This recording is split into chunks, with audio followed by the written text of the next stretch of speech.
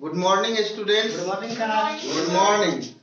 तो आज बच्चों हम लोग क्लास 12 का एनसीईआरटी देखेंगे। इसमें फर्स्ट चैप्टर में है रिलेशंस और फंक्शंस, जिसको हिंदी में क्या बोलते हैं, संबंध एवं फलन। तो बच्चों आज इसको हम लोग देखेंगे इंट्रोडक्शन क्लास। इंट्रोडक्शन मतलब भूमिका। इसमें हम लोगों को क्या क्या पढ़ना है।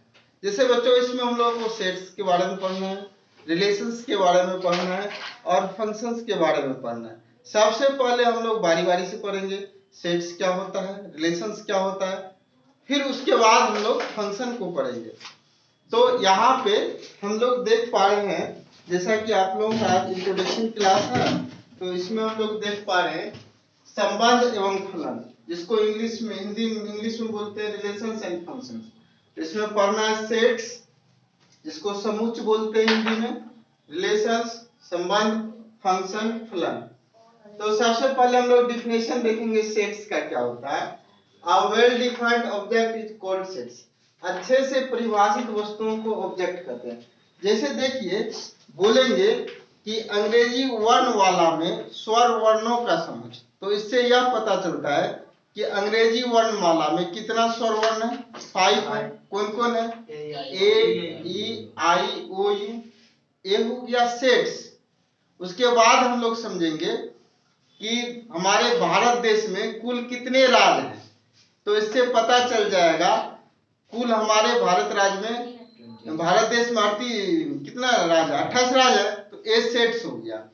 अब जो है पूरे ईयर का नाम, पूरे एक वर्ष में कितना माह होता है इसका नाम, तो ए सेट्स हो गया। अब बोलेंगे माथा में कितना केस है, पता नहीं चल पा रहा, तो ए सेट्स नहीं हुआ। बच्चों जो वेल डिफाइंड होगा, जो अच्छे तरीका से परिभाषित होगा, उसी को समुच्चय बोलेंगे हम लोग, अन्यथा वह समुच्चय नहीं होगा।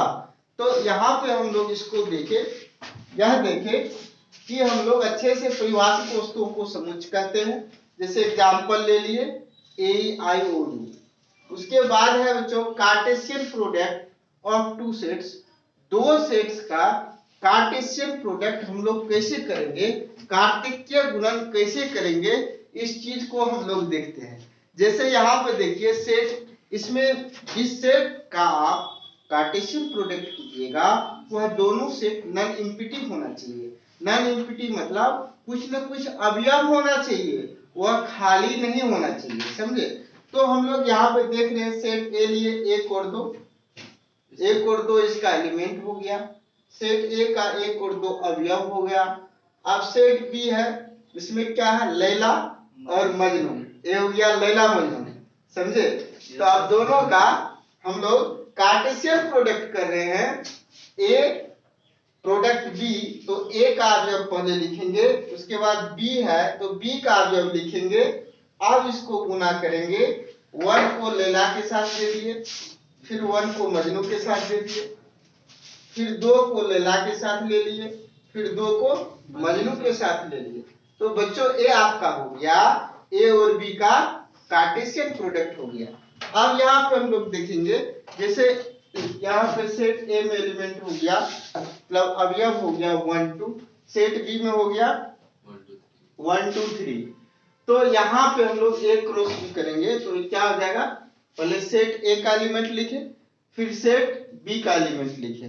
तो पहले 1 से सबको करेंगे, 1 1 हो गया, 1 2 हो गया, 1 3 हो गया, फिर 2 से करेंगे तो 2 1 हो जाएगा, 2 2 हो जाएगा, 2 3 हो जाएगा, ए हो गया।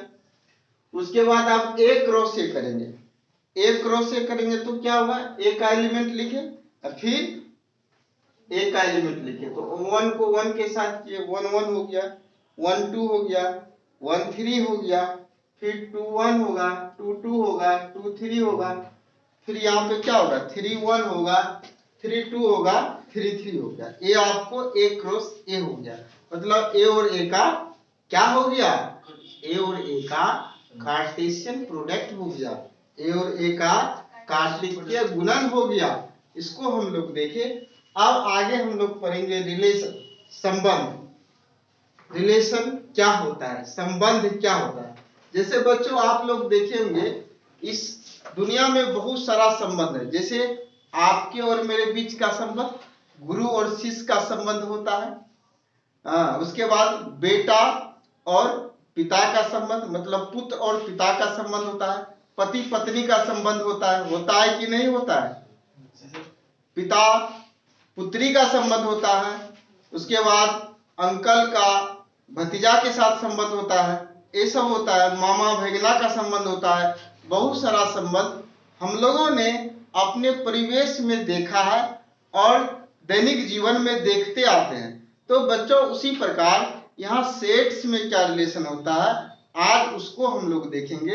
यह बहुत आसान है, इसको समझना बहुत आसान है जब हम लोग कार्टेशियन प्रोडक्ट समझ लेते हैं। तो देखिए क्या होता है, एक लाइन का परिभाषा है जिसको आप कभी नहीं भूलिएगा, सब दिन आपको याद रहेगा। बहुत आसान है, सिर्फ थोड़ा सा इसको दिल में जगह देना पड़ेगा, जैसे मेमोरी में जगह देना पड़ेगा। आप किसी का तस्वीर भी लेते हैं बच्चों तो मोबाइल में थोड़ा सा मेमोरी खाता है, उसी तरह इसका मेमोरी भी थोड़ा सा आप दीजिएगा दिल में जगह, तो नहीं भूलिएगा। और हम बता देते हैं आपको, बहुत अच्छा से समझ में आ जाएगा। तो बच्चों अब हम लोग देख रहे हैं रिलेशन क्या होता है। यहाँ पे लिखा हुआ है relation R is associate to A cross, मतलब रिलेशन आर, एक रिलेशन कोई आर है जो एसोसिएटेड है। किससे एसोसिएटेड है, तो Cartesian product of A cross A से एसोसिएटेड है। जैसे संबंध आर कार्तिकीय गुणन ए क्रॉस ए से संबंधित होता है। क्या होता है, कोई भी रिलेशन आर जो है वह ए क्रॉस ए से क्या होता है, संबंधित होता है। ए हो गया रिलेशंस। अब हम लोग देख रहे हैं टाइप्स ऑफ रिलेशन, मतलब संबंध के प्रकार। तो बच्चों क्लास 12th में हम लोगों को 3 टाइप्स का रिलेशंस पढ़ना है। कितने टाइप्स का पढ़ना है, 3 टाइप्स का रिलेशंस पढ़ना है। पहला है रिफ्लेक्सिव रिलेशन, दूसरा है सिमेट्री रिलेशन, तीसरा है ट्रांजिटिव रिलेशन।